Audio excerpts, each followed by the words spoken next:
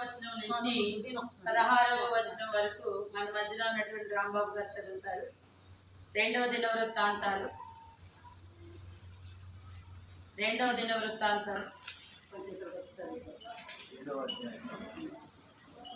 అధ్యాయం 14 నుంచి 16.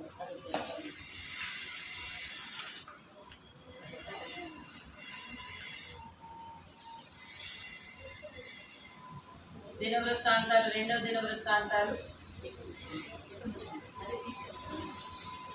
7:14 నుంచి 16. నా పేరు పెట్టబడిన నా జనులు తమను తాము తగ్గించుకొని ప్రార్థన చేసి నన్ను వెదకి తమ చెడు మార్గములను విడిచిన ఎడల ఆకాశము నుండి నేను వారి ప్రార్థనలు విని వారి పాపములను క్షమించి వారి దేశమును స్వస్థపరచును. ఈ స్థలమందు చేయబడి ప్రార్థన మీద నా కనుదృష్టి నిలుచును, నా చెవులు దానిని ఆలకించును. నా పేరు ఈ మందిరములకు నిత్యముగా ఉంటున్నట్టుగా నేను దాన్ని కోరుకుని పరిశుద్ధపరిచితిని. నా దృష్టియు నా మనస్సును నిత్యము దాని మీద ఉండును. దేవుడి వాక్యం. హల్లెలూయా. ఒకసారి అందరూ లేచి నిలబడితేయండి, బైబిల్ గ్రంథం చేతులు పట్టుకుంటే పఠింప శ్రేష్ఠ గ్రంథం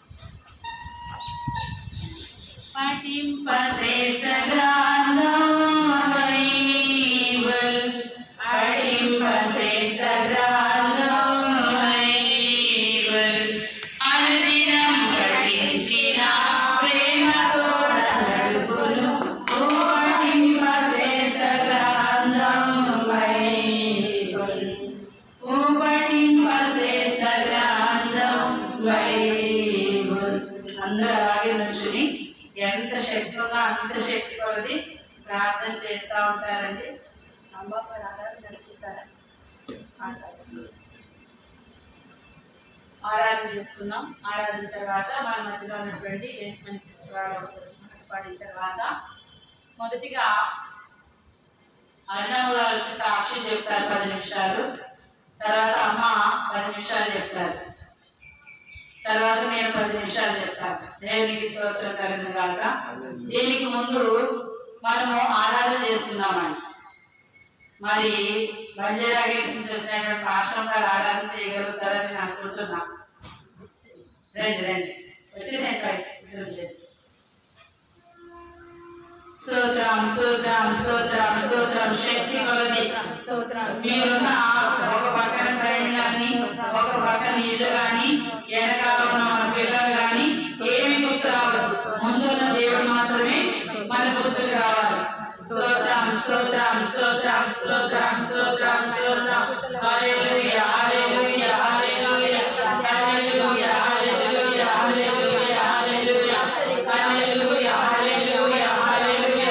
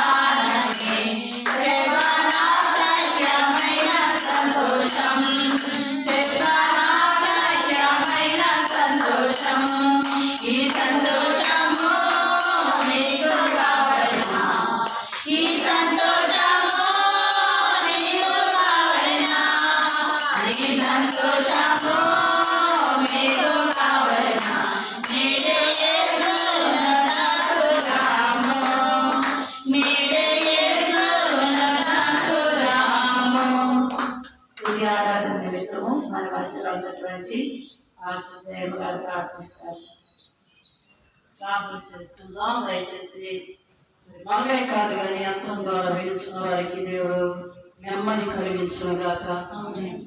సత్యమైన మార్గంలోకి దేవుడు వారిని నడిపించును గాక. ప్రతివిధమైన వ్యతిరేకతనే నామంలో బంధిస్తున్నాం. ఈ స్థలంలోకి మీరు రండినైనా ఆహ్వానిద్దాం. హల్లెలూయా, హల్లెలూయా, హల్లెలూయా, హల్లెలూయా, హల్లెలూయా, హల్లెలూయా, హల్లెలూయా, హల్లెలూయా. పరిశుద్ధుడు, మహోన్నతుడు, మహాగణుడు అయిన తండ్రి, సర్వ సృష్టికర్త, సర్వ సృష్టిని మాటతో చేసిన ఆయన, మనిషిని చేతితో చేసిన ఆయన, చేతితో చేయబడిన మనిషి పాపంలో పడిపోయి నరకానికి విడుచున్న వేళనాయన, అమహిమలో కానీ విడిచిపెట్టిన ఆయన, మానవ శరీరాన్ని ధరించి ఈ లోకానికి వచ్చిన ఆయన, జన్మకర్మ పాపం నుండి మమ్మల్ని విడిపించిన ఆయన, అపరలోక మోక్ష మార్గాన్ని మాకు గృహస్థులు నిశ్చయముగా ఆశీర్వదించండి. ఎన్నో ఆత్మలు ఇక్కడ కొన్ని సంవత్సరాలుగా నశించిపోతూ ఉంటుండగా మీకు ఆత్మీయుని ప్రేరేపించే స్థలంలో ఈ చక్కని స్థలాలు ఇచ్చినందుకే వందనాలు ప్రభువా. అయితే సేవకులని శాంతమ్మను కూడా జ్ఞాపకం చేసుకోండి. తల్లిదండ్రులు ఏర్పాటు చేసిన ప్రభువా ఎన్నో బాధలు శ్రమ నుంచి విడిపించి ఈ కొడుకై నిలవబెట్టినందుకే వందనాలు. అలాగే మీరు ఆశీర్వాదంగా ఉన్నందుకు వందనాలు. మమ్మల్ని విడిపించినందుకై స్తోత్రాలు. వీళ్ళకి ఇచ్చిన రక్షణ కొరకై స్తోత్రాలు నాయనా. అనేక మందిని సిద్ధపరచు వాళ్ళలాగా వాళ్ళపైన ఆయుధాలుగా వాళ్ళు మార్చండి నాయనా. ఆయుధులంతా వాళ్ళకు మీరు జరిగించండి. వాక్యం చెప్తున్న వారిని నాయనా, సాక్ష్యం చెప్తున్న వారిని నాయనా, ఏ గృహస్థులు వచ్చినప్పుడైతే బ్రహ్మ నడిపిస్తున్న ఈ కుమార్తెని ఈ ప్రాంతంలో ఉన్న వారందరినీ నాయనా ఈ బలమైన హస్తాలకు అప్పగిస్తున్నాం నాయనా. బలమైన ఆత్మ కార్యాలు ఇక్కడ జరుగును గాక నాయనా. అనేక మంది రోగులు స్వస్థత పొందుదురు గాక నాయనా. అనేక మంది సత్య మార్గంలోకి వచ్చుదురు గాక నాయనా.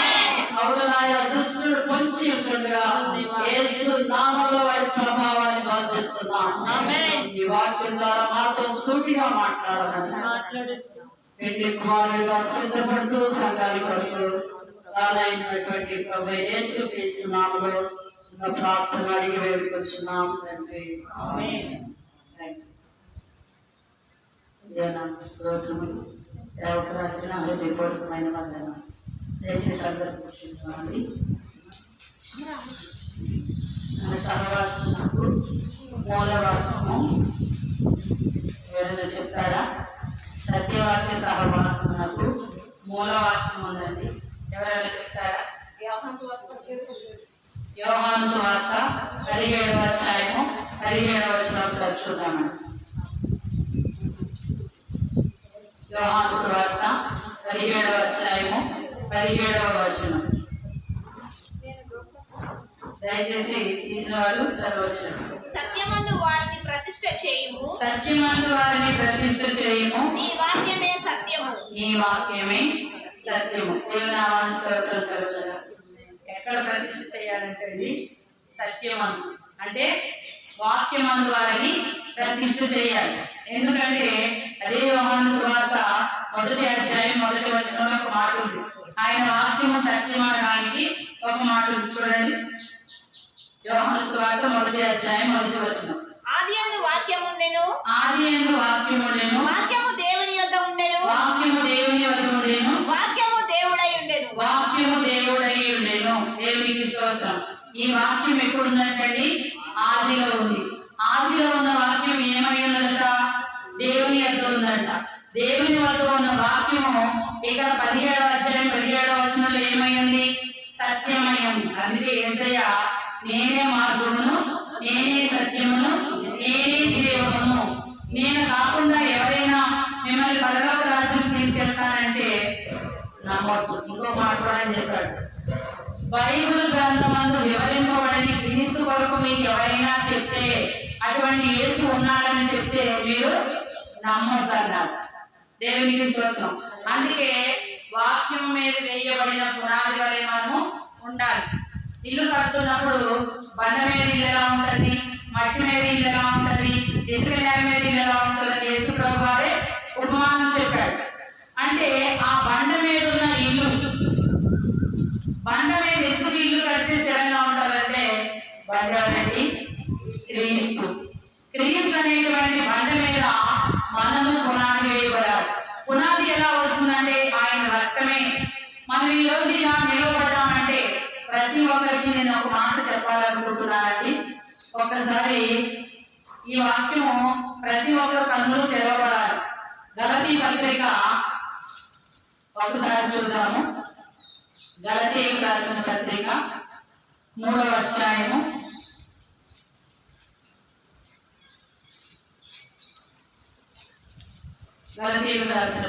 3వ అధ్యాయము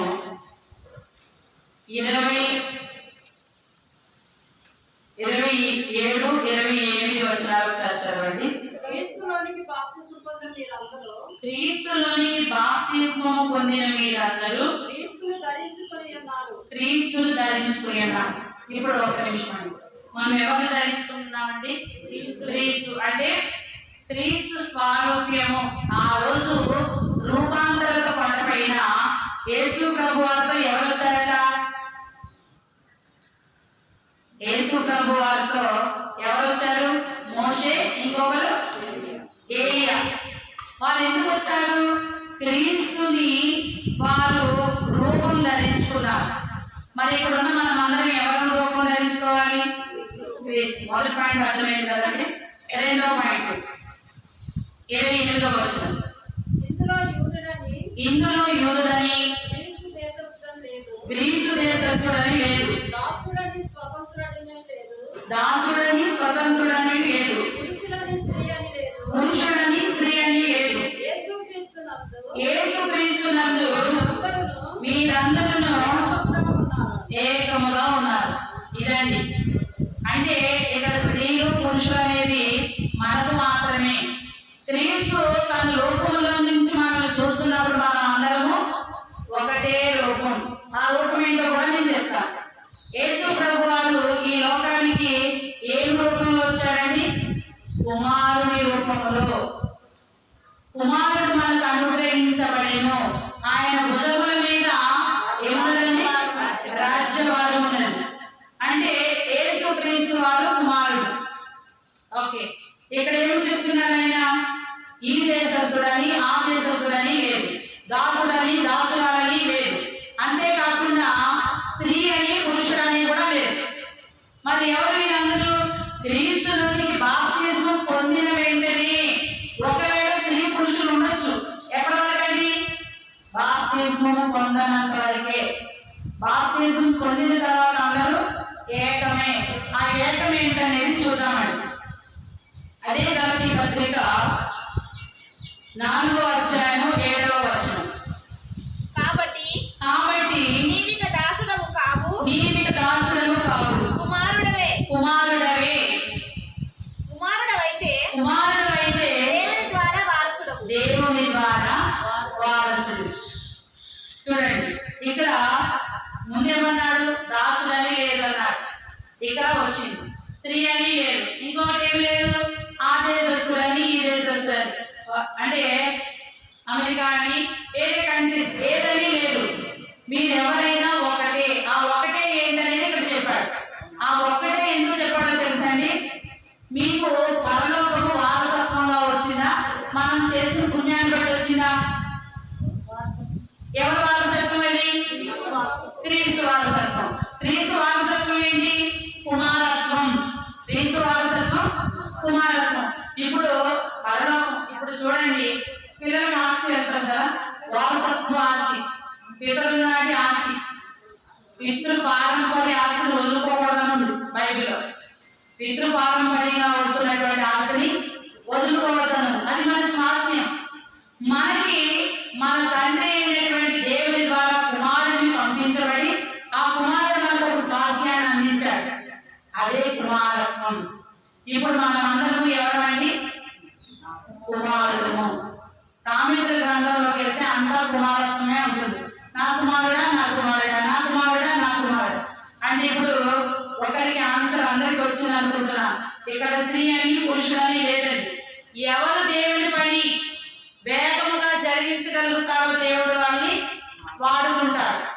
కాబట్టి ఇంకొకటి ఏంటంటే, ఒంటెత్తు బండి ఎలా నడుస్తుందండి? స్లోగా నడుస్తుంది. రెండెట్ల బండి ఎలా నడుస్తుంది? వేగంగా నడుస్తుంది. ఎందుకంటే ఒక ఎత్తు కొంచెం జారింది అనుకోండి, పక్కన ఎత్తు సర్దుకుంటారు. అంటే ఇక్కడ సేవ రెండెత్తులు. సమయాల గ్రంథంలో కొత్త ఎద్దులు బయటకు వచ్చినాయంట బలిపీఠాన్ని మోయడానికి. ఆ కొత్త ఎద్దులు చాలా మొహమాట పడుతున్నాయంట. దేవుని యొక్క దృష్టి వారి మీద కనిపించిందంట. మొహమాట పడుతున్నాయి కదా, తిండి సరిగ్గా తినలేకపోతున్నాయి కదా, ఏ ప్రాంతం ఎక్కడికి వెళ్ళాలో తెలియట్లేదు కదా అని ఆ బండిలోనికి బలిపీఠం వచ్చిందంట. దేవునికి స్తోత్రం. మోస్తున్న కొలది ఆనందమేనంట. మరి ఆ ఆనందం మందిరంలో మనకి కావాలి. ఒక ఎత్తు కాలేదు, రెండు ఎత్తులు కూడా ఇక్కడికి రావాలి. అట్టి కార్యం చేసేది దేవుడే. అది సంపూర్ణమైన సేవ. ఇప్పుడు సేవలు 2 రకాలుగా ఉన్నాయి. జాబ్ చేస్తూ సేవ చేస్తారు, ఫుల్ మినిస్ట్రీ అంటారు. అంటే సంపూర్ణమైన సేవ. సంపూర్ణమైన ఇందాకేం నా పూర్ణ మనసుతో ఆరాధింతున్, నా పూర్ణ బలముతో ప్రేమించేదన్, నీకే ఆరాధన ఆరాధన ఆరాధన ఆరాధన. పూర్ణమైన మనసుతో మనం సంపూర్ణంగా సాష్టాంగపడి ఆయన సన్నిధిలో రెండు చేతులు ఎందుకు ఎత్తమంటారు తెలుసండి? ఆనాడు మోషే చేతులు ఎత్తాడు. మోషే చేతులు ఎత్తినప్పుడు ఇశ్రాయేల్కి ఏమొచ్చిందండి? జయం వచ్చింది. కొంచెం లాగుతున్నప్పుడు పిల్లలు ఇచ్చితే మళ్ళా ఓడిపోయారు. అంటే చేతులు ఎత్తేసిన ప్రభుత్వం వింటామా? మనం చేతులు ఎత్తేస్తే అయ్యా నాకు ఈ కార్యం నా వల్ల కాదు, ఇది నువ్వు చేసుకో. అందుకే మనం చేతులు ఎత్తి ప్రార్థన చేయాలి. దేవునికి స్తోత్రం కలుగుతారు. మరి మూలవాక్యాన్ని చూసాము.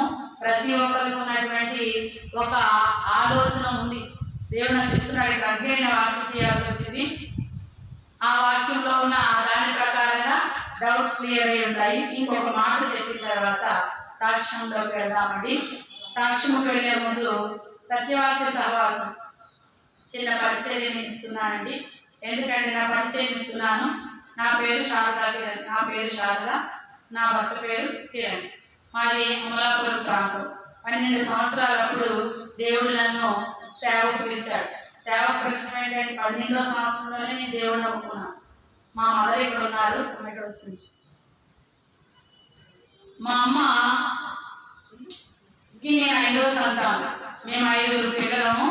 5వ సంతానం అంటే నా భర్త కూడా అప్పుడప్పుడు అంటాడు 5వ మనిషి లెక్కలో లేని మనిషి అని. వీరిలో వారిలో లెక్కలో లేని వాడంటే వాడు ఎంతమంది అవుతారట? 1000 మంది అంటే 10 మంది అవుతారట. నేను నిజంగా లెక్కలో లేని దాన్ని. నన్ను పుట్టాలని కూడా ఉంచాలని కూడా అనుకోలేదు. ఎందుకంటే దేవుడు కార్యము జరిగించుట కొరకు నన్ను ఈ స్థలానికి ఇక్కడ ఉంచుట కొరకు ఆయన ఏర్పాటు చేశాడు. మా మదరు, మేము హిందూ బ్యాక్గ్రౌండ్ నుంచి వచ్చాము.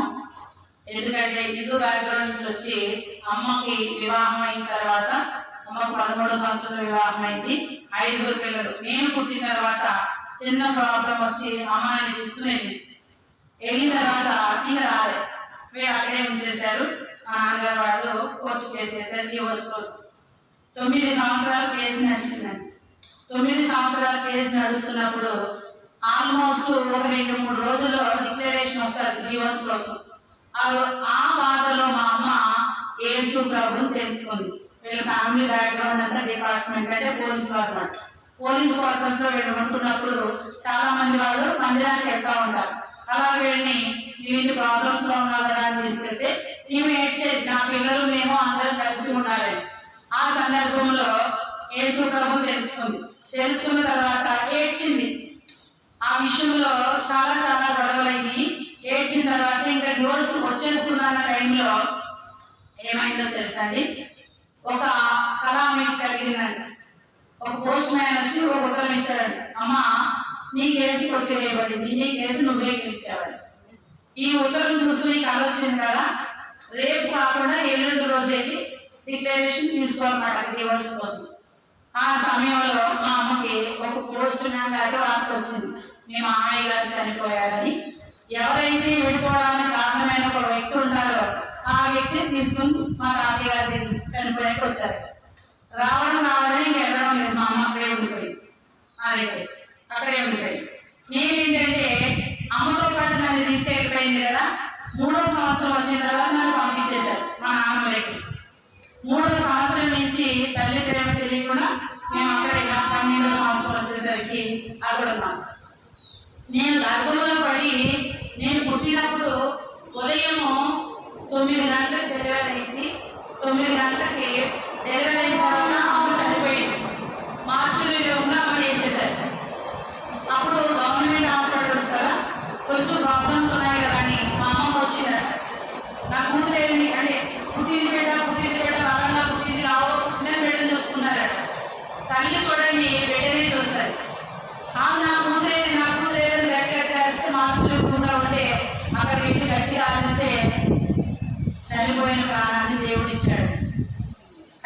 అప్పుడు సమయం 4 గంటలైంది సాయంత్రం.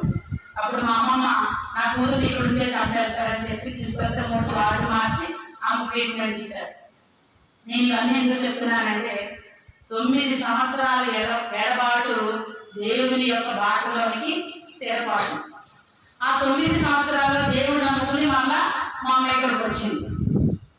నేను అనుకుంటా ఉంటాను, అంటే 9 సంవత్సరాల ఎడబాటు మంచిదా చెడ్డదా? ఇప్పుడు మంచిది. మా కుటుంబానికి రక్షణ వచ్చింది. ఆ కుటుంబంలో నుంచి ఎవరిని బయటికి పంపించరు. అది ఏమైందంటే అమ్మ బాప్తిజం పొందుదామని ముందే కొట్టేసింది అక్కడ బాప్తిజము. అక్కడ మాస్టర్ గారు ఏంటంటే నీకు ఏదైనా కలగాని దర్శనం వస్తే కానీ బాప్తిజం ఇవ్వమని చెప్తారు. చెప్పిన తర్వాత అమ్మకి ఒక పడవలో వెళ్తున్నారు, పక్కన పడవ ఉందంట. అటు ఇటు చూస్తున్నప్పుడు చంటి బిడ్డగా నేను ఒళ్ళో కనిపించాను. ఒక ఆయన అన్నాడట, అమ్మ 2వ పడవ వైపు చూడకుండా నువ్వు ఏ స్థిరంగా అయిందంటే ఆయన తీసుకెళ్ళాడు. మాస్టర్ గారికి చెప్తే నీకు రక్షణ ఇస్తానమ్మా అని రక్షించాడు. తర్వాత ఏమైందంటే రక్షణ పొందిందమ్మా. మాకు తెలియక మేము ఏం చేస్తామో తెలుసండి, అమ్మ కొట్టు పెట్టుకోదు కదా. 9 సంవత్సరాల తర్వాత వచ్చింది. అప్పుడు మనకి 12 సంవత్సరాలు. నేను, మా అక్క, మా అన్నయ్య, మేము ఎంతమంది? 5. 4 కాళ్ళప్పుడు చెయ్యకూడదు, కాళ్ళప్పుడు చెయ్యకూడదు పట్టుకొని నేనే కొట్టు పెట్టేశాను. మా అమ్మ తెలియదు కదా, అప్పుడు కొట్టు ఎక్కువ పెట్టుకోండి మా అమ్మ అనేసి మేము కొట్టు పెట్టాం. అటువంటి స్థితి నుంచి, అటువంటి అన్ని కుటుంబాల నుంచి దేవుడు తీసుకొచ్చాడు. నిజంగా మేము చాలా వెళ్ళాం. మొట్టమొదటిగా మా నాన్నగారు ఒక మాట చెప్పారు, చాలా దూరం వెళ్ళాలి కదా చర్చికి, నువ్వు ఒక్కదాన్ని ఎందుకు వెళ్తావు, నేను చిన్నదాన్ని కదా, నన్ను తోడు తీసుకెళ్తాను. మొదటి పాట నేను వేసాను. నా తర్వాత ఆ అక్క వేసింది. తర్వాత ఇంకొక అక్క ఉంది. ఆ అక్క ఎలా అంటే యేసు ప్రభు వాసన పడవ ఇలాగే నిజంగా చెప్పాలంటే ఒక సేవకాలం మమ్మల్ని చాలా బలపరిచింది. ఆవిడ వచ్చుగానే చాపేసేవాళ్ళం. ఆ మంది అమ్మ నేను రోజు వస్తున్నాను, ఇక్కడ వాక్యం చెప్తున్నాను, నువ్వు ముట్టుకోకుండా వెళ్ళిపోతున్నావు, ఈ సాక్ష్యం ఈ సాక్ష్యం చెప్తానంటే అక్కడ కూర్చుంటుంది. అలాగే మేము ప్రార్థన చేస్తూ చాలా పరిస్థితులు సాక్ష్యం అనేది మేము ఇప్పుడు చెప్పలేము, బలమైనటువంటి కార్యం చేసి మా గృహంలో. తర్వాత కొన్ని సంవత్సరాల తర్వాత మా స్థలంలోని మా నాన్నగారు ఏంటంటే మా కుటుంబీకులు అందరూ పిలిచి పెళ్లి కాని పిల్లల్ని చిన్న పిల్లల్ని ఇలా చూసుకుని పలానా వీధిలోకి వెళ్తే ఎలాగా కుటుంబ పర్వేంటని మాట్లాడారు. తర్వాత దేవుని అనుమతి చేత దేవుని మందసం మా ఇంటికి పట్టుకొచ్చింది.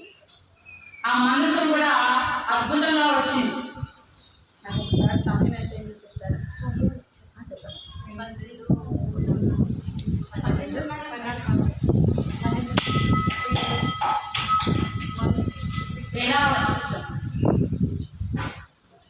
ఎలా వచ్చిందంటే ఆ ఊర్లో ఒక చాటపడి నేర్చుకుంటున్నప్పుడు ఒక స్త్రీ ఉన్నది. ఆమె నేర్చుకుంటూ మధ్యలో భయపడినట్టుంది. రక్తం కోడిని కట్ చేసి రక్తం చేసి ఆ రక్తంలో దేవతను చూపిస్తారు. ఆమె అప్పుడు భయపడింది. ఆమెకు దేవత అంతరించింది. ఇంకా అక్కడి నుంచి ఎక్కడికైనా తగ్గకపోతే ముమ్మడివారం ప్రాంతంలో సామ్యాల రెడ్డి గారిని మాస్టర్ గారితో అక్కడికి వెళ్ళింది. అటు ఇటు తగ్గుతూ ఉంది. ఆమె ఏం చేసిందంటే మన ఊళ్ళో మాస్టర్ గారిని తీసుకొచ్చి వాక్యం చెప్పడం మొదలుపెట్టింది. అప్పుడు అమ్మవాళ్ళు ఆ వాక్యం విన్నారు. అప్పుడు మేము చేతబడిలో 6 తీర్పులు 3 సంవత్సరాలు మా పెద్దకి చేతబడి చేస్తూ 3 సంవత్సరాలు మనం కొన్ని సందర్భాల్లో ప్రార్థన చేయాలి.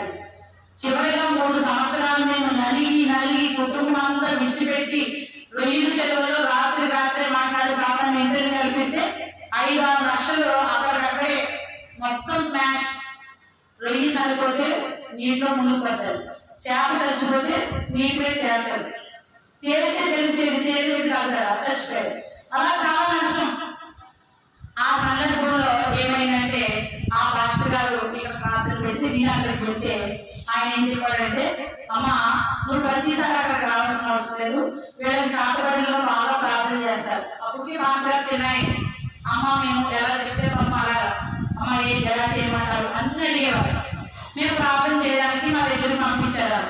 ప్రార్థన చేస్తా ఉంటే ఆమె అనేది ఇక్కడికి ఇల్లుతుంది అనేది మాకు తెలిసేది కానీ కమిలిపోయేది ఊళ్ళంతా. ఒకరోజు నైట్ అంతా ఉపవాసాల నుండి ప్రార్థన చేసేవాళ్ళం. ఎవరికైనా గమ్మ కింద కప్పెట్టిన కోళ్ళు చచ్చిపోయేప్పుడు ఆమెకు స్వస్థత అయిపోయింది. అంటే ఒక వ్యక్తి ఎప్పుడైనా మనకు పరిచయం అయ్యి వారు తొలగిపోయి దేవుడు ఇంకొక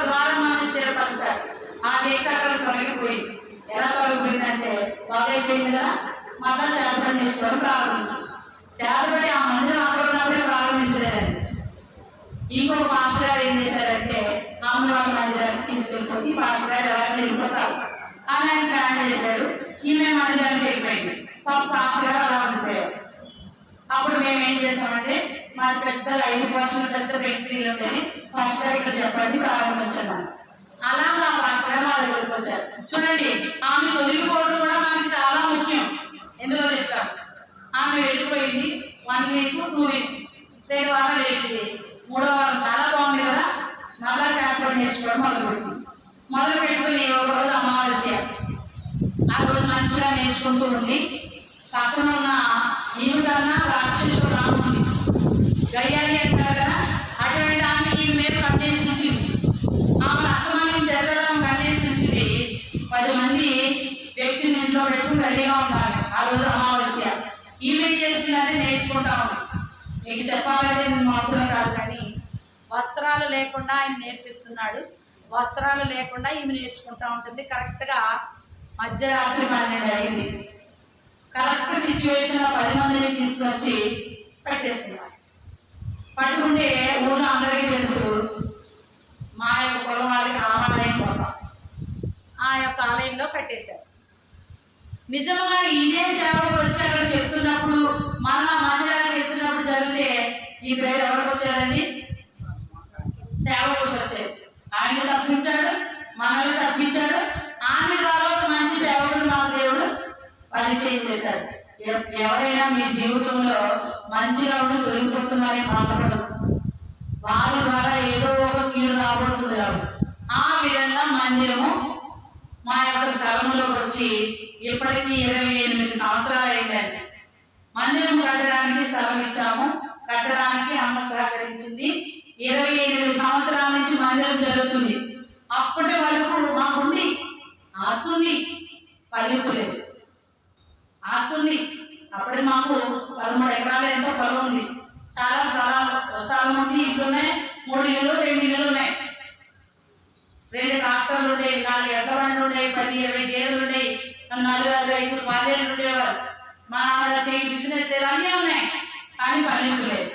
ఎప్పుడైతే దేవుని మందసం మా స్థలంలోకి వచ్చిందో ఆనాటి నుంచి ఈనాటి వరకు దేవుడు ఆశీర్వదిస్తూనే ఉన్నాడు. దేవునికి స్తోత్రం, హల్లెలూయా. ఇది దేవుని కార్యము. మనకు తెలుసు కదండి, మందసము వాళ్ళ భయపడిపోయి మందసాన్ని వదిలేస్తే ఒబేదేదం ఇంటికి తీసుకెళ్ళాడు. ఆశీర్వాదం ఎవరికి వచ్చింది? ఒబేదేదంకు రావడం చూశాడు దావీదు. ఎలాగైనా నేను తెచ్చేసుకోవాలని. ఒక మాట అండి, మందసము దేవుడి సేవ. దేవుడు పిలిచిన వాడు, దేవుడు ఏర్పాటు చేసిన వారు మాత్రమే చేయాలి. ఎవరు పడితే వారు చేయేస్తే ఆనాడు చేసిన వారు ఏమైపోయారండి? నేను అనుకునేదాన్ని, తప్పేం చేస్తారు ప్రభావ, వాళ్ళు పడిపోతున్న మందసాన్ని పట్టుకుని కాపాడారు కదా, తప్పేముందండి. అది పడిపోతుందని మనకన్నా ముందు ఎవరికి తెలుసా అండి? అది పడిపోతుందని చూస్తున్న దేవుడు పట్టుకునేవాడిని చూసుకుంటారా? పడిపోతున్నప్పుడు పట్టుకునేవాడిని కూడా ఆయన చూసే ఉంచుతాడు. ఇది చాలా జాగ్రత్త అండి. ఎందుకంటే ఇంకొకటి, దేవుని సేవకుల విషయంలో కూడా మనము చాలా శ్రద్ధగా మాట్లాడాలి. దేవుని సేవకుల విషయంలో కూడా. కాబట్టి ఇటువంటి మంచి సాక్ష్యం దేవుడు ఇచ్చాడు. ఇంకొక విషయం ఏంటంటే 12వ సంవత్సరాన్ని దేవుడు నన్ను పిలిచి చెప్తా ఉన్నాను సేవ చేయమని. నేను ఎందుకు చేస్తాను? నేను చిన్నదాన్ని, నేనే దొరికానా? ఇంట్లో 4 ఉన్నారు, నేనే దొరికానా? చదువుకుంటారు కదా, అలా చదువుకుంటూ వచ్చాను. అలా ఎదుగుతూ దేవుడు బాగానే ఉండేవాడు. తర్వాత అంటే అప్పుడు సిచ్యువేషన్స్ చూసి సేవకులు అంటే డబ్బులు అంటారు ప్రభా, నేను రాననుకున్నాడు. కొన్నాళ్ళు తొలగిపోయాడు కూడా దేవుడు. మళ్ళా ఆయన తెచ్చుకుని అరుణమ్మ నాకు ఎలా పరిచయం అయ్యారంటే ఒక వ్యక్తి ద్వారా పరిచయం అయిన తర్వాత అరుణమ్మ అందరికీ ఆఫర్ చేసేవారంటే ఇక్కడ ఎవరైనా మందిరం పెట్టుకోండి. నాకు కూడా పరిచయం అయిన తర్వాత మేము మందిరం పెట్టుకోండి, ఇక్కడ మందిరం పెట్టుకోండి. నేను అన్నా, లేదండి, దేవుడు నాకు ఎక్కడ చెప్తే సేవ నేను అక్కడే చేస్తాను, నేను ప్రార్థనలో పెట్టి చెప్తాను. 3 నెలలు ప్రార్థనలో పెట్టిన తర్వాత దేవుడు అనుకూలించి చెప్పగానే నన్ను అన్నా, దేవుడు అనుకూలించి చెప్పాడమ్మా మందిరము విషయంలో. దేవుడు ఇటువంటి గొప్ప మందిరాన్ని ఇక్కడ ఇచ్చాడు. ఇది నా సాక్ష్యం అయితే ఈ మందిరానికి ఇవ్వడానికి అరుణమ్మ సాక్ష్యమైంది. నా తల్లి నన్ను ఎందుకు కన్నదో ఒక సాక్ష్యం ఉంది, కన్నబడి నేను ఎందుకు సేవ చేయాలో ఒక సాక్ష్యం ఉంది, మరి ఈ స్థలాన్ని ఇవ్వడానికి సాక్ష్యం ఉంటుంది. కాబట్టి అరుణమ్మ ఒక కోరస్ పాడి అప్పుడు సాక్ష్యం ఇచ్చేదాన్ని ఒక కోరస్ పాడి చిన్న సాక్ష్యం చెప్తారు. తర్వాత గ్రీటింగ్స్ చెప్తే ప్రార్థన ముగింపుతో నాకు ఒక వరం పెట్టండి, సమయానికి ప్రారంభించాలి, సమయానికి ముగించాలి. కొంచెం వెళ్తే అనిపించింది నాకు, ఎందుకంటే 10 గంటల ప్రార్థన అన్నాము. అంటే నేనేమనుకున్నానంటే పాటలు పాడిస్తూ ఉంటాము, వచ్చినప్పుడు ప్రారంభిద్దామని. కాదు పాటలతోనే లోపలికి రావడం లాగా అయినప్పటికీ తప్పలేదండి. మనము 1:15 కల్లా క్లోజ్ చేసుకోవాలి. ఇది దేవుని యొక్క సంకల్పం. ఏది అంటామో అది చేయాలి. ప్రారంభం చెప్పాను, ముగింపు చెప్పాను. ముగింపు నేను చెప్పకుండా ఉంటే ఎంతవరకు అయినా వెళ్ళవచ్చు దేవుని నడిపింపుగా. ప్రారంభం చెప్పాను కాబట్టి ముగింపు వరకు. మొదట అరుణమ్మ సాక్ష్యం చెప్తారు చిన్న పాట పాడి. తర్వాత ఎవరైనా ఈ మందిరం విషయంలో సాక్ష్యం చెప్పే ముందు చిన్న సాక్ష్యం చెప్తారు.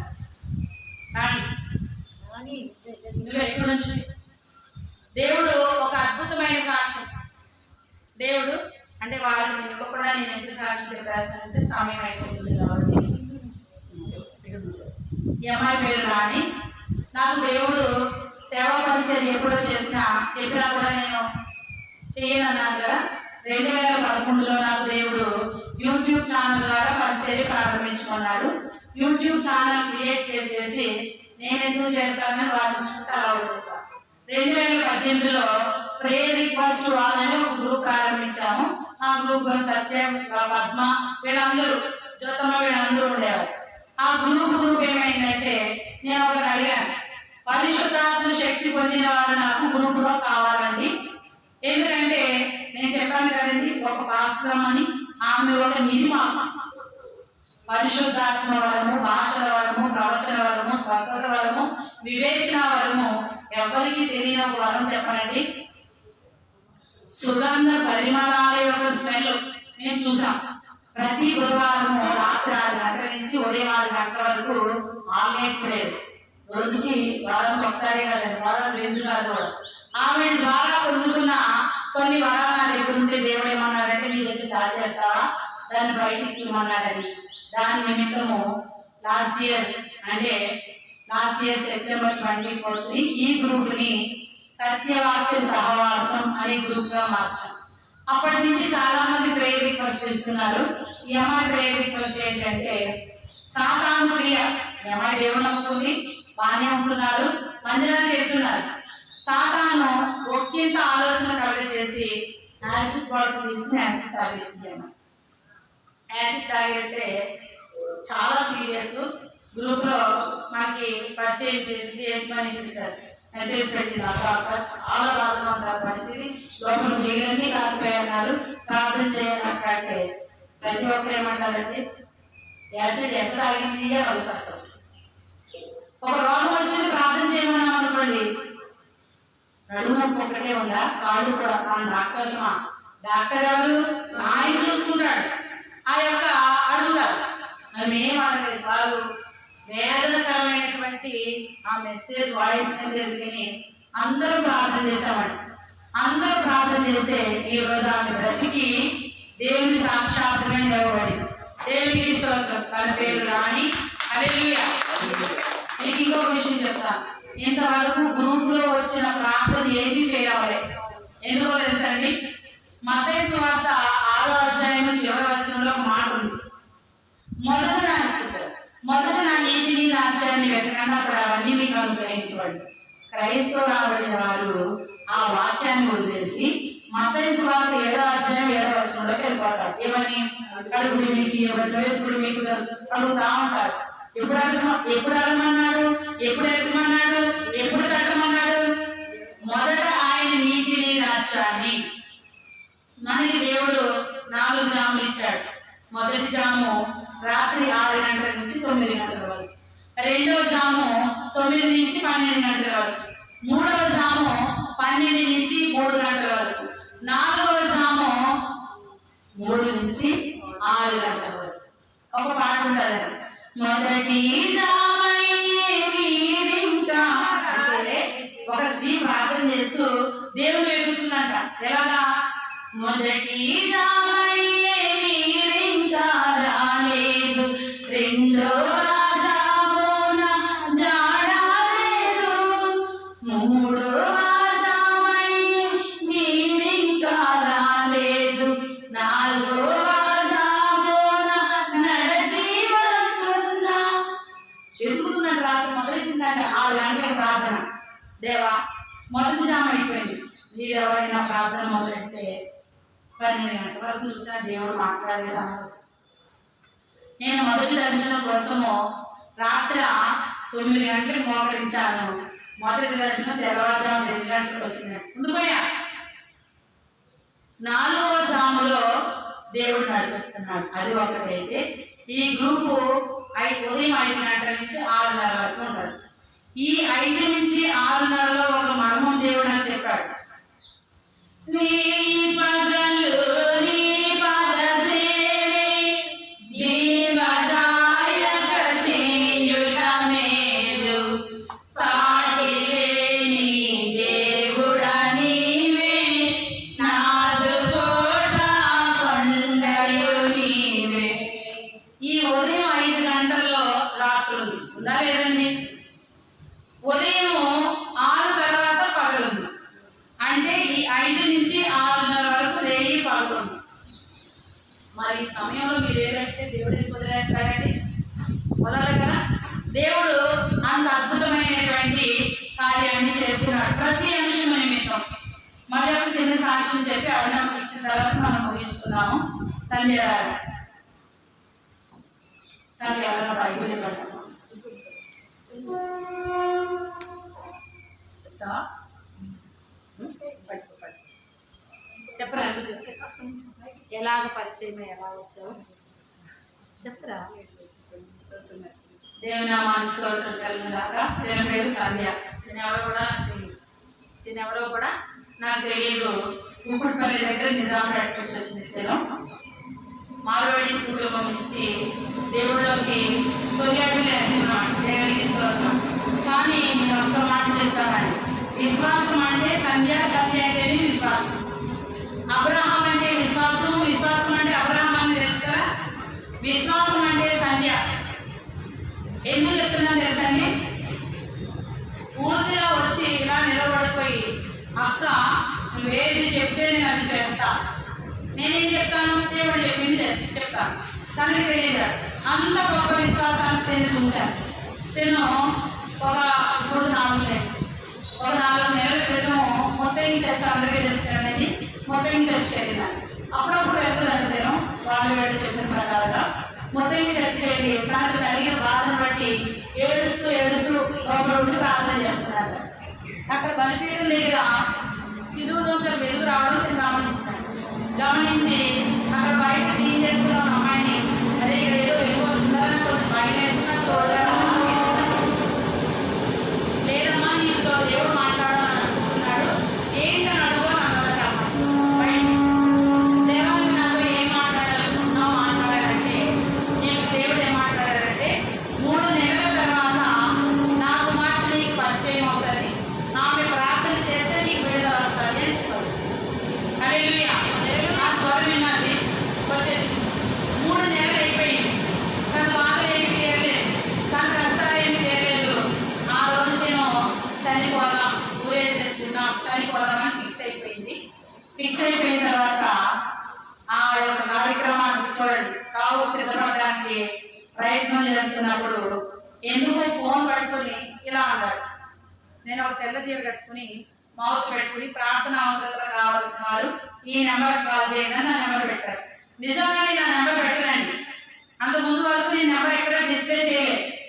ఆ నెంబర్ పెట్టగానే ఒకటి ఆ సిస్టర్ ఫోన్ చేసింది. ఏం పేరు తన పేరు? షీల. ఏడుస్తూ నెంబర్ వెతికితే నాకు ఎక్కడా కనపడలేదు, డిస్ప్లేలో కనిపిస్తుంది. ఈమె కూడా నెంబర్ చూడగానే తన ప్రయత్నం ఆఫ్ చేసుకుని ఫోన్ చేస్తే నేను వెంటనే లిఫ్ట్ చేసి, నువ్వు ఎందులో పని చేయాలనుకుంటున్నావు, నువ్వు చేస్తే నీ సమస్య తీరిపోతుంది అనుకుంటున్నావా, నువ్వు ప్రయత్నం ఆపన్నాక నాకు తెలియదు. పరిశుద్ధాత్మ దేవుడు మాట్లాడుతాడు. వెంటనే అయిపోయింది. తన సమస్య అంతా చెప్పింది. అరే ఈ సమస్య ఎక్కడో విధానే అని అనుకున్నా. అంటే అంతకు ముందు జ్యోతముఖంలో ఉండేది. ప్రార్థన అవసరం గురించి ప్రార్థన చేస్తున్నప్పుడు నేను అప్పటి నుంచి ప్రార్థన చేస్తున్నా. చాలా కష్టం కదా ప్రభు ఈ అమ్మాయి గారు, ఎక్కడో విన్నట్టుంది ఈ సమస్య అని అనుకున్నా. ప్రార్థన చేశాము. దేవుడు తన విషయంలో అద్భుతమైన కార్యం ఏంటంటే 5 రోజులు ఉపవాసం ఉంటున్నాను. సంధ్య ప్రార్థన చేస్తానంటే అక్కడి నుంచి వచ్చేసింది. 3వ రోజు వచ్చిందాను. ఇలా చెయ్యి వేసి ప్రార్థన చేయగానే దేవుడు చెప్పాడు, చేతబడి శక్తుల చేత బాధింపబడుతుందని. నాకేం తెలియదండి. చెయ్యేసి ప్రార్థన చేయగానే పెద్దగా అరిచేసి పడిపోయింది. దర్శనం మనం చూసి అమ్మ ఈ విషయంలో దేవుడి దర్శనం చెప్పాడంటే కాదు. నేను ఒకటే అడుగుతాను, దర్శనం ఆడితే చూపించాలి. అక్క ఒక నల్లని 2 ఆకారాలు ఆడితే చనిపోయింది అని. అప్పుడు వచ్చేటప్పుడు ఇలా బెండైపోయి అసలు తిండి కూడా తినకుండా అప్పుడు 2 నెలలు అయిందంటే సరిగ్గా తిండి లేక తినడానికి ఇతముక ప్రార్థన చేశాము. ప్రార్థన చేసి తను చూసి బాగా అనిపించి అప్పటికప్పుడు తన సమస్య చెప్పింది. తన సమస్యకు కారణం ఏంటో కూడా దేవుడు చెప్పాడు. ఎందుకంటే నేను ఇక్కడ చెప్పదలుచుకోలేదు. తన కారణం చెప్పాడు. అది విన్నది.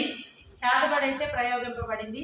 అది ఎవరి మీద ప్రయోగింపబడింది, ఎలా ప్రయోగింపబడింది, ఎప్పుడు ప్రయోగింపబడింది, ఎవరి చేత ప్రయోగింపబడిందో దేవుడు చెప్పాడు. తన ముందు సిచ్యువేషన్స్ అన్ని కాల్కులేషన్స్ వేసుకుంది. తను ఓకే అనుకుంది. మంచిగా పప్పాన్ని వేసి పెడితే చాలా తృప్తిగా అంది. అక్క నేను ఎప్పటికీ మర్చిపోని చెప్పింది. కడుపు నిండా అన్నం తిని నేను వెళ్ళేది అక్క అని లేక తినలేదక్క ఉండి అమావాస్య పౌర్ణమి వచ్చేటప్పుడు ఇంట్లోకి పెద్దవాడు ముందే అనుకుంటాను ఈరోజు అమావాస్య. ఎవరు సొంత ఇల్లు 1 కోటి రూపాయల పైన ఉంటుంది ఇల్లు. వాళ్ళు ఒకరొక మూల ముందే ఫిక్స్ అయ్యి వెళ్ళిపోతారట ఈరోజు అమావాస్య కదా. ఆ సమయం వచ్చినట్టు అందరూ ఒకే చోటు వచ్చి గొడవ పడేస్తారు. రోడ్డు మీద ఈమె తట్టుకోలేక అటు నడుచుకుంటా వెళ్ళిపోయేదాన్ని. అక్క కడుపు నేను అంతే చాలా రోజులైందక్క. ఆ రోజు నుంచి అంది, అక్క నువ్వు ఏది చెప్తే అది నేను చేస్తాను. నువ్వు ఇంటికి వెళ్ళావు, ఏది చేయాలో అని చెప్పాను. ఏ కారణం చెప్తే చూడండి, ఒక అన్యురాలయ్యండి ఇక్కడ దేవుడు చెప్పింది 12 సంవత్సరాల క్రితం ఒక సేవకుడి ద్వారా ప్రవచనం వచ్చింది. 2 కలుపుకున్నారు, 2 ఈక్వల్ అయింది. అది ఉండాలండి. ఎవరైనా కూడా ఇది చేయమన్నారు దేవుడు అని వాళ్ళు చెప్తే నమ్మేసి వెళ్ళిపోదు. మనకి దేవుడు ప్రత్యక్షత ఎప్పుడో ఒక చోట ఉండదు. అది మనం కాల్కులేట్ చేసుకోవాలి.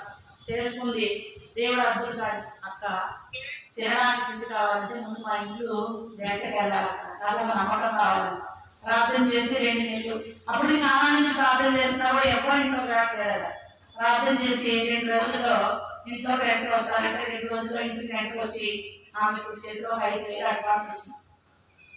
నాకు నమ్మకం కలిగింది. అక్క ప్రార్థన చేసిన తర్వాత మళ్ళా నేను ఏమన్నానంటే, నీవు జాబ్ విషయంలో ఫలానా టైంకి ఇంటర్వ్యూకి వెళ్ళమని చెప్తే 18,000 శాలరీ అనుకుని జాబ్ పెడితే అక్క 18,000 ఈమె మరి అంత కట్టర్ షాప్లో 18,000 కానీ ఇక్కడ ఉంటుంది వెళ్ళిందంట. 18,000 అని చెప్తా అక్క ఎలా అంటే, లేదు దేవుడు నీకు 20,000 కన్నా ఎక్కువ చెప్తున్నాడు కదా అన్న. 2వ రోజు అన్నారంట, అమ్మ నీకు ఇక్కడ కాదు మంచి సెక్షన్లో నేను పంపిస్తాను అని. అక్క నాకు 18,000 కావాలంటే శాలరీ 30,000 అక్క దేవునికి చూస్తాను. హల్లెలూయా. 2-3 రోజులు అయింది జాబ్ రోజు ఆయన బాగానే ఉందనుకుంటాం కదా. ఇంట్లో పౌర్ణమి వచ్చింది. నేను అప్పుడు చెప్పాను, మంగళవారం మీ ఇంట్లో దేవుడు ప్రేయర్ పెట్టమన్నాడు. పాప ఆ రోజే ప్రేయర్ పెడదాం అనుకుంది. ఇంట్లో గొడవ వచ్చి ఇంట్లోంచి తరిగేశారు. ఇంటర్మీడియట్ చదువుతున్న పిల్లాడు, ఈమె ఫీజులు కడుతుంటూ చదువుతున్న పిల్లాడు కొట్టడానికి వచ్చి బయటకు నెట్టేస్తే ఆటోకి 11 గంటలకు ఫోన్ చేసింది. ఆ కారణంగా బయటకు పంపిస్తారా, నువ్వు రాగలిగితే వచ్చేసారా, నేను ఆటో బుక్ చేస్తానంటే పక్కన కామెంట్కి ఆ మాస్టర్ ఇచ్చింది. ఒరే 6 గంటల 10 గంటలకు వచ్చేసింది. నువ్వేం చెప్తే చేస్తారక్క, పోలీస్ కేసు పెట్టనా అక్క అన్న. వద్దమ్మా అన్నాను. లేదక్క అంటే నేను అన్నాను క్రైస్తవులు కేసుల వైపు వెళ్ళొద్దంటే, లేదక్క ఇంతకుముందు మా అత్త వాళ్ళు నన్ను బాధ పెడితే కేసు పెట్టాము, ఆ కేసే ఒకసారి ఓపెన్ చేయించి వాళ్ళకి భయం చెప్పిస్తాను. మరి సరే నీ ఇష్టమమ్మా అన్నాను. కాదు నువ్వు చెప్పాక నేను ఎలా లోపలికి వెళ్ళి రూమ్లో ఎలా పడుకోబోతుంటే దేవుడు అన్నాడు అవుతాయి. కుటుంబం కావాలి, కుటుంబం కట్టే దేవుడు మన దేవుడు వద్దన్నాను. మొదట మహమానికి దగ్గర 2 రోజులు వాళ్ళ పేదవాళ్ళ దగ్గర ఉంది.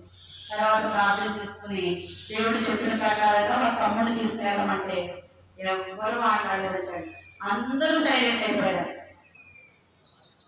మన ఆఫీసులో ఈమెని అంటే బట్టలు కూడా వాల్యూబుల్ బట్టలు, ఈమె రోజుకి 2-3 లక్షలు బిజినెస్ ఇస్తుందంట. వాడు దేవుడు కానీ కదా, వాడు తీసుకెళ్ళి నువ్వు ఇక్కడ కాదమ్మా మీరు పట్టు చీరల సెక్షన్లో వేస్తే మాకు ఇంకా డబ్బులు ఎక్కువ వస్తాయని అక్కడ పంపించి ఈమె ద్వారా కేక్ కట్ చేయించారు. ఈరోజు ఈమె సెలవు పెట్టుకునేంత దూరం నుంచి వచ్చింది. నేను ఇప్పటికీ చెప్తా, ఈమె ఇంత నీటి పదాలుగా నేను ఎవరిని చూడలేని మధ్యకాలం ప్రార్థన చేస్తుంటే ఫలం పొందుకుని మానేస్తున్నారు. దేవునామానికి మహిమ కలుగులాగా. తన పేరు సంధ్య, తనకి 2 ఆడబిడ్డలు, 1 మగబిడ్డ, తన భర్త. వీరందరూ రక్షణలోనికి వచ్చేలాగా మీరందరూ ప్రార్థన చేయండి. దేవునామ స్తోత్రం. చివరిగా మన మధ్యలో ఉన్నటువంటి అరుణమ్మ సాక్ష్యం ఇచ్చేదనేటువంటి ఒక కోరస్ పాడి చిన్న సాక్ష్యం చెప్తారు. తర్వాత మన మధ్యలో ఉన్నటువంటి వారు ప్రార్థన చేస్తారు, ముగించుకుంటారు. దేవునికి స్తోత్రం. హల్లెలూయా. సాక్ష్యం ఇచ్చేదనేటువంటి పాట పాడు. మిగిలిన వాళ్ళు ఎవరైనా కూడా సాక్ష్యం చెప్పాలి అని అనుకుంటే మీకు సమయం ఇవ్వబడుతుంది. హల్లెలూయా, హల్లెలూయా. అరుణమ్మ గారి ఫ్యామిలీ వాళ్ళందరూ వస్తే బాగుంటుంది. అరుణమ్మ గారి ఫ్యామిలీ అందరూ వస్తే బాగుంటుంది. అరుణమ్మ గారు, అన్నయ్య, వాళ్ళ బావగారు రావాలి. దేవుని యొక్క ప్రసన్నత. దేవునికి స్తోత్రం. హల్లెలూయా, హల్లెలూయా.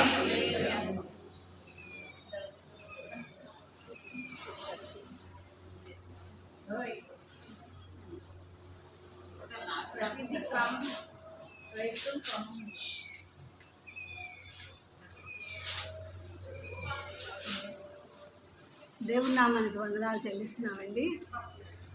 దేవుని నామానికి వందనాలు చెల్లిస్తున్నాము. నా సాక్ష్యం అంటే చాలా పెద్ద సాక్ష్యమే, కానీ చిన్న 2 ముక్కలే చెప్తాను. సమయభారము చాలా అయిపోయింది కాబట్టి. ఇది మా అమ్మ కట్టవలసిన మందిరం. ఎందుకంటే మేము చిన్నతనంలో ఉన్నప్పుడు మా అమ్మ చాలా ప్రార్థనాపూర్వకంగా అందరినీ లేచింది. మా తాతగారు రామకృష్ణ పునాది రాయి, ఆ కుటుంబం నుంచి మేము వచ్చామన్నమాట. మా అమ్మగారు తిరుమలమ్మ గారు ఆవిడ దగ్గరికి వెళ్ళినప్పుడు ఆవిడ చెప్తారన్నమాట. ఆవిడ దగ్గర బాగా భాషలు మాట్లాడుతూ చాలా పరిశుద్ధాత్మ బాగా పొందుతుంది. మా అమ్మగారు చాలా వరాలు పొందుతుంది. ఆ వరంతో నా భర్తను బ్రతికించింది. నా భర్తను బ్రతికించి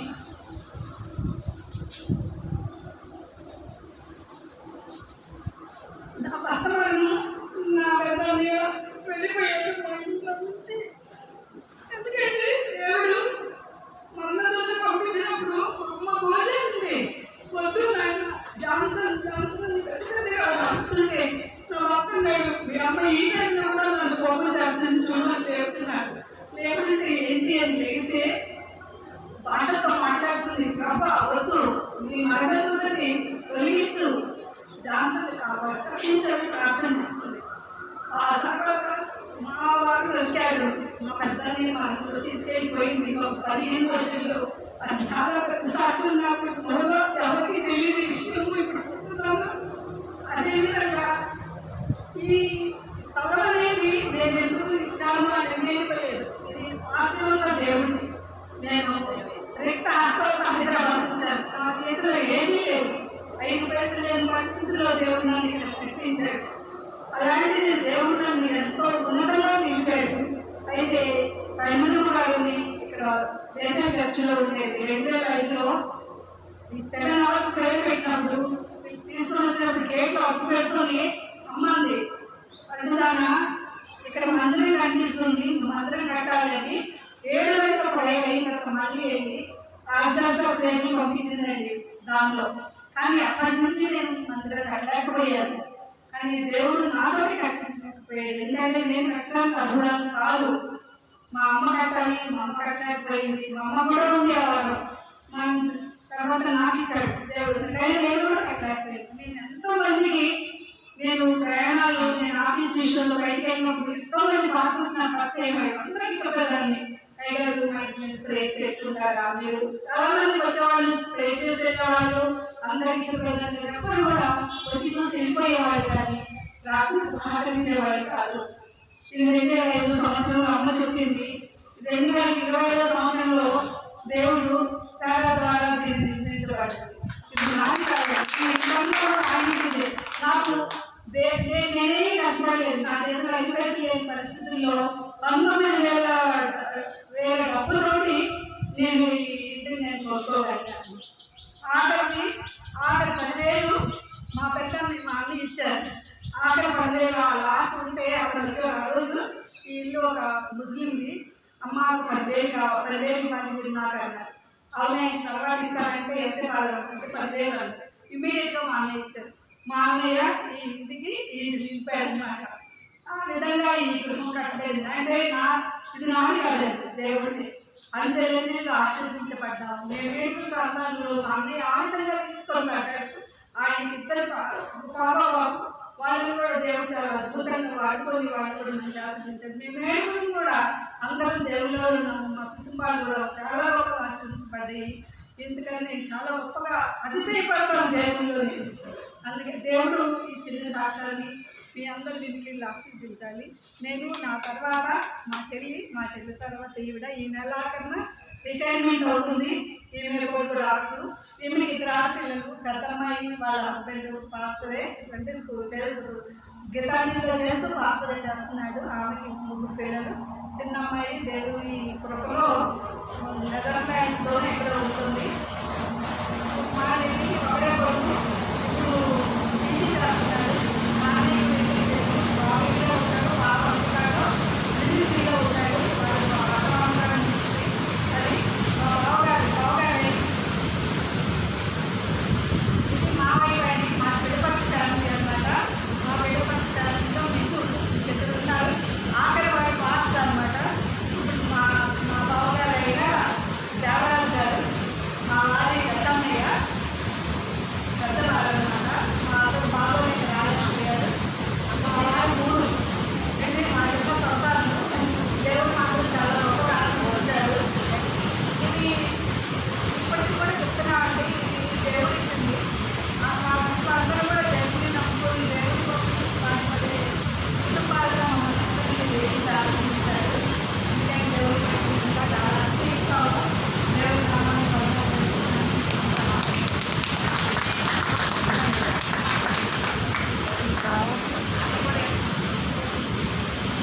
దగ్గర నుంచి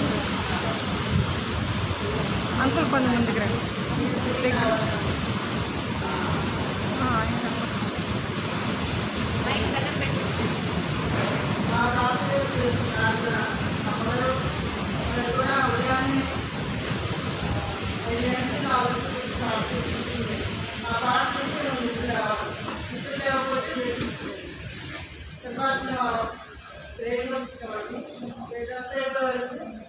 దగ్గర ఈవినింగ్ ప్రేయర్ కూడా చేసుకోండి.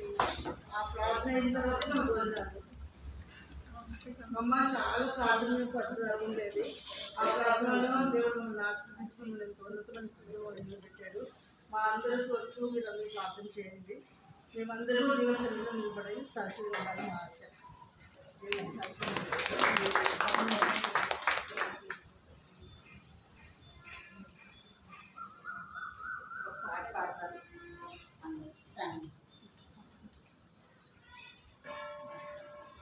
సాక్ష్యమిచ్చెదా మన స్వామి యేసు దేవుడంచు సాక్ష్యమిచ్చెదా.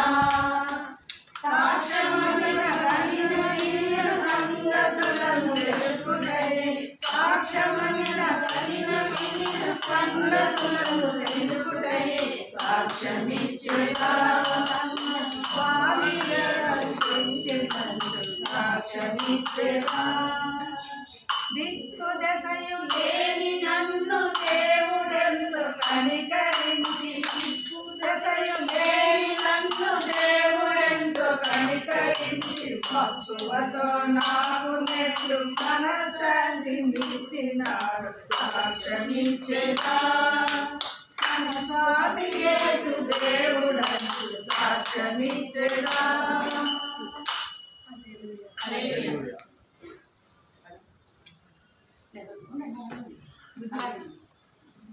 దయచేసి కుటుంబం కోసం ప్రార్థన చేద్దాము. అందరూ మీ కుడి హస్తాలు ఈ కుటుంబం ఇస్తే ప్రార్థన చేద్దాము.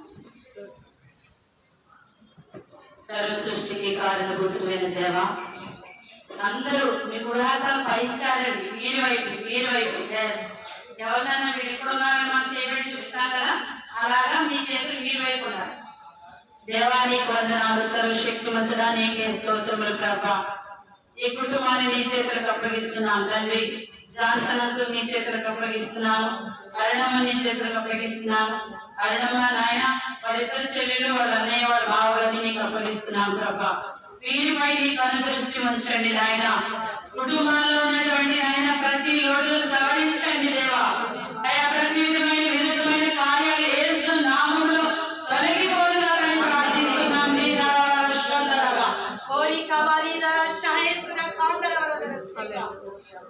విడుదలైన కార్యములు మీరు ఈ సంవత్సరంలో చూడబోతున్నారు. మీ గర్భమును పుట్టినటువంటి బిడ్డలకు బలమైనటువంటి ఆయుష్ను ఇవ్వబోతున్నారు.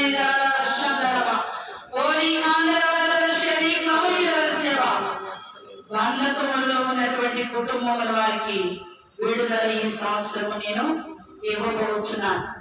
మీ కుటుంబంలో దైవ సంబంధమైన కార్యములు నాట్యం ఆడబోతున్నవి.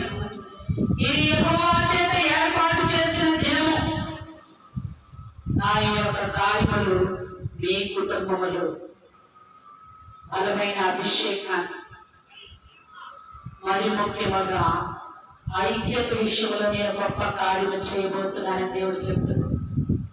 బలమైనటువంటి ఆయుధాన్ని ఆమె చేతికి ఇవ్వబోతున్నానని దేవుడు చెప్తున్నాడు. అది ప్రార్థన అని చెప్తున్నాడు. దేవుడికి స్తోత్రం. హల్లెలూయా. బలమైన అభిషేకం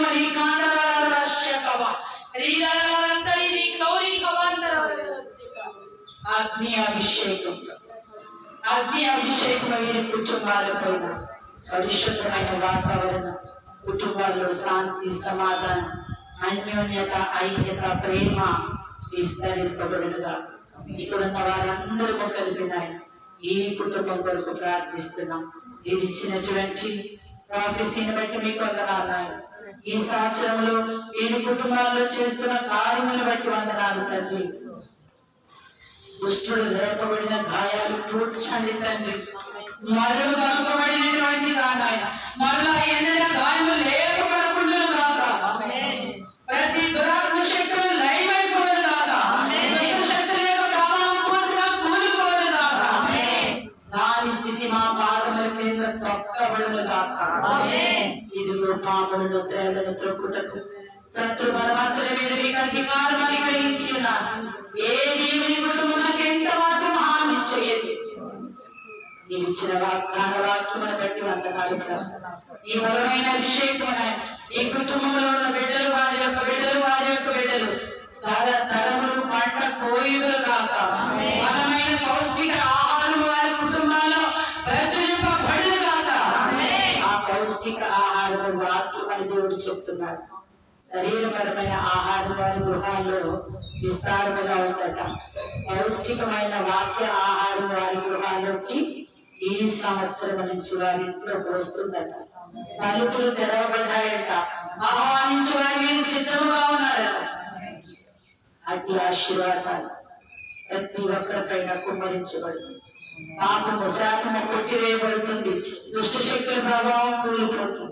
యేసునామములో ఈ కుటుంబాన్ని ఈ చేతులకు అప్పగిస్తూ ఆయన మరలా ఒక స్థానంలో ఈ కుటుంబాన్ని ఇక్కడ నిలబెట్టినప్పుడు బలమైన సంతోషకరమైన ఈ ప్రవచనమునకు నాయన కలిగినటువంటి ఆయన సాక్ష్యం రావాలి. అటు కాదు వీరి కుటుంబాల మీద జరిగించమని నేను ఒక్కదాన్ని ప్రార్థన చేసేది. ఆయన సత్యవాక్య సహవాసము తరపున, పెందుకోస్తు ప్రార్థనా మందిరము తరపున ఈ పరిచర్యలో నాయన సహకరిస్తున్నటువంటి అరుణమ్మ కుటుంబం కొరకు ప్రార్థిస్తున్నాను తండ్రి. ఈ బిడ్డని జ్ఞాపకం చేసుకొని బలమైన బిడ్డగా వారు ఈ చుట్టుపక్కల ప్రాంతముల వారందరికీ మేలు కలగవచ్చున్నాను. ఈ కుటుంబాన్ని అంతటి నీ చేతులు అప్పగిస్తూ నజరేయుడైన యేసు నామములో ప్రార్థన చేసి అడిగి పొందిన నామం పరమతండ్రి. ఆమేన్. ఆమేన్. దేవుని ప్రేమ ఇదిగో జనులారా మారుమని తెలియరే, కేవలం నమ్ముకొనిన పరలోక జీవము మనకబ్బును, పరలోక జీవము మనకబ్బును. యేసు క్రీస్తును పేరున రక్షకుడు వెలిసినాడు ఇహలోకమున. దోషకారి జనులకు ఎంతో శుభాషితములు పలికినాడు, ఎంతో శుభాషితములు పలికినాడు. హల్లెలూయా, హల్లెలూయా. మరి మీరు సమయం ఇస్తే 1:10 నిమిషాలు అయిందండి. ఇంకో 10 నిమిషాలు తీసుకోమంటారా? ఇంకొక 10 నిమిషాలే, ఎందుకంటే నా వరకు అయిపోయింది. పద్మ చిన్న సాక్షి చెప్తుందట, పద్మ చిన్న సాక్షి చెప్తుందట. మరి ఇంకెవరైనా ఏమైనా చెప్పాలనుకుంటే ఇది చెప్పచ్చు. అయితే ఏం లేదు, ఎక్కువగానే ముందుకు ప్రార్థన.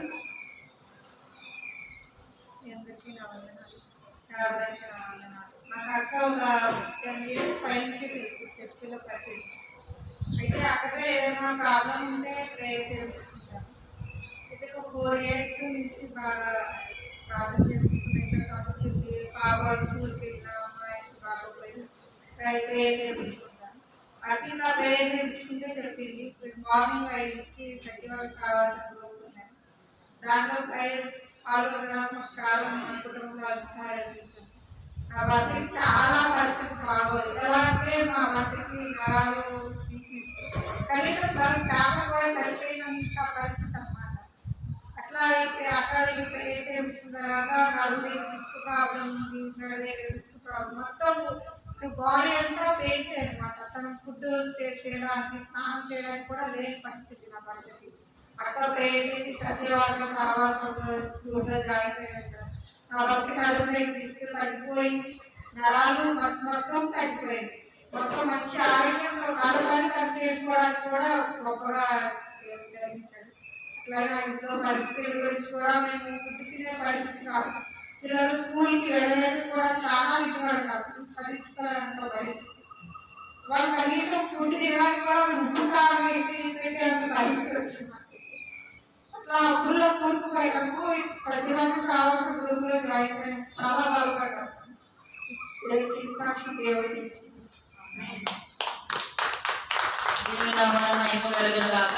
కార్యం చేసింది దేవుడైంది. దేవునికి స్తోత్రం కలుగుగాక.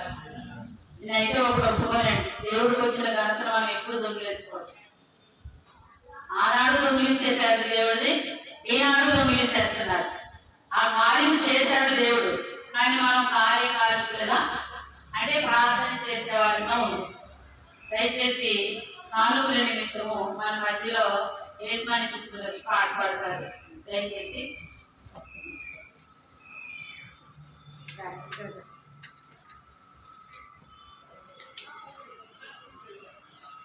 అందరూ లేచి నిలబడితే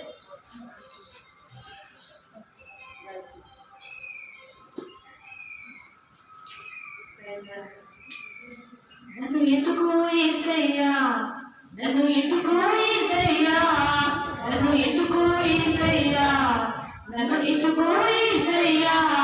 నీ మాట వింటాను, నీకు లోబడుతానయ్యా. నీ మాట వింటాను, నీకు లోబడుతానయ్యా.